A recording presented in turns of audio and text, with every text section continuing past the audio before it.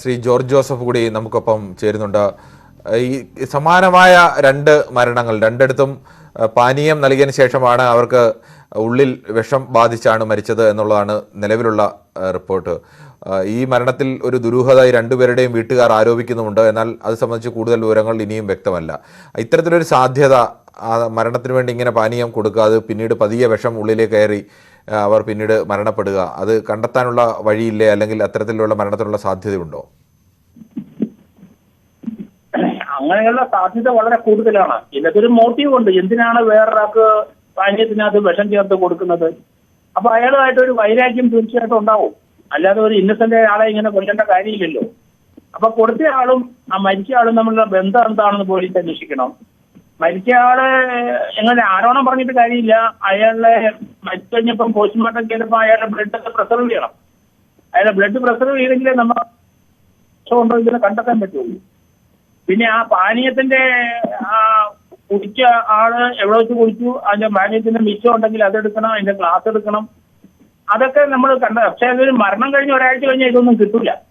പക്ഷെ ഇമ്മീഡിയറ്റ് ആയിട്ട് പോലീസിന് സംശയം പറഞ്ഞു കഴിഞ്ഞാൽ പോലീസ് ഇമ്മീഡിയറ്റ് ആയിട്ട് അവിടെ അയാൾക്ക് കൊടുത്ത ഗ്ലാസും അതിനകത്ത് മിച്ചം ഉണ്ടെങ്കിൽ അത് എടുക്കണം. ഇല്ലെങ്കിൽ പോസ്റ്റ്മോർട്ടം ചെയ്യുന്ന സമയത്ത് പോലീസ് ഡോക്ടർക്ക് അവരെ അപേക്ഷ കൊടുക്കണം, ഇതിന്റെ ബ്ലഡ് പ്രിസർവ് ചെയ്യണം, ഇയാൾ പോയിസൺ ആണ്, അതുകൊണ്ട് അവര് അത് ഏത് സൈസ് പോയിസൺ ആണെന്ന് നമുക്കറിയില്ല.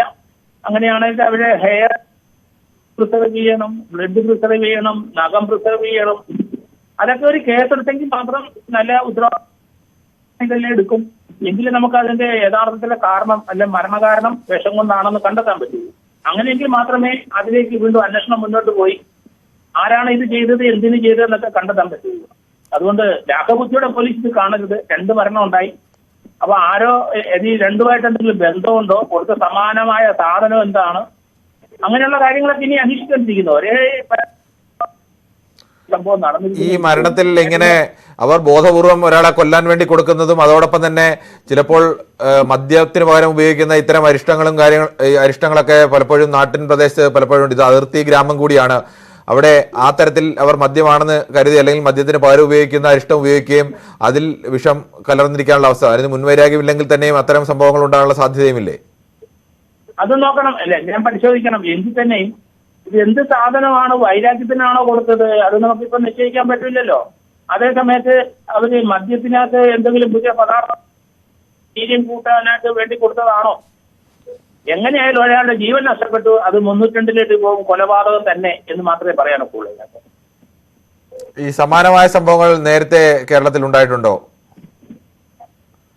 കേരളത്തിലെ ഈ നമുക്ക് മനുഷ്യന്റെ അറിയാമല്ലോ, മദ്യ പേരെ അങ്ങോട്ട് മരിച്ചിട്ടുണ്ട് മദ്യ ദുരന്തത്തില്.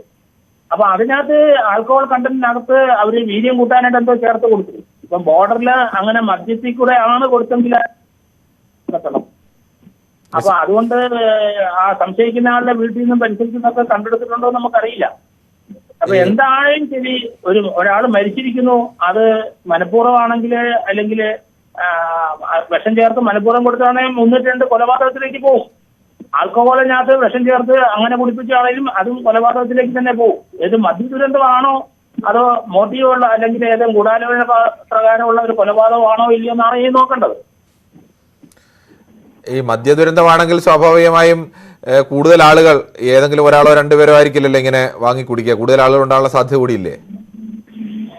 അതുണ്ടെങ്കിലും ചിലർക്ക് അവര് വെളിയിൽ പറയില്ലല്ലോ. ഒരു പറയില്ല, മരിച്ചു കഴിയുമ്പോഴല്ലേ പറയുള്ളൂ. അപ്പൊ അങ്ങനെ കഴിച്ചവരൊക്കെ എവിടെങ്കിലും ഹോസ്പിറ്റലിൽ ട്രീറ്റ് ചെയ്തിട്ടുണ്ടാവും, അവരൊക്കെ രക്ഷപ്പെട്ടിട്ടുണ്ടാവും.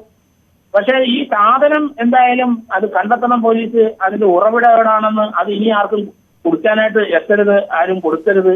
അപ്പൊ അതുകൊണ്ട് അന്വേഷണം വളരെ ശക്തമായി മുന്നോട്ട് പോയി പെട്ടെന്ന് അത് പിടിച്ചെടുക്കുക എന്നുള്ളതാണ്. എന്ത് സാധനം കൊടുത്തോ അത് ലോക്കലായിട്ട് ലഭിക്കുന്ന ഒരു മദ്യമാണെങ്കിൽ അത് തീർച്ചയായിട്ടും അത് കണ്ടെടുക്കണം. ശരി, ഈ സമയത്ത് ഞങ്ങളോട് പ്രതികരിച്ചതിന് പ്രത്യേക നന്ദി ശ്രീ ജോർജ് ജോസഫ്.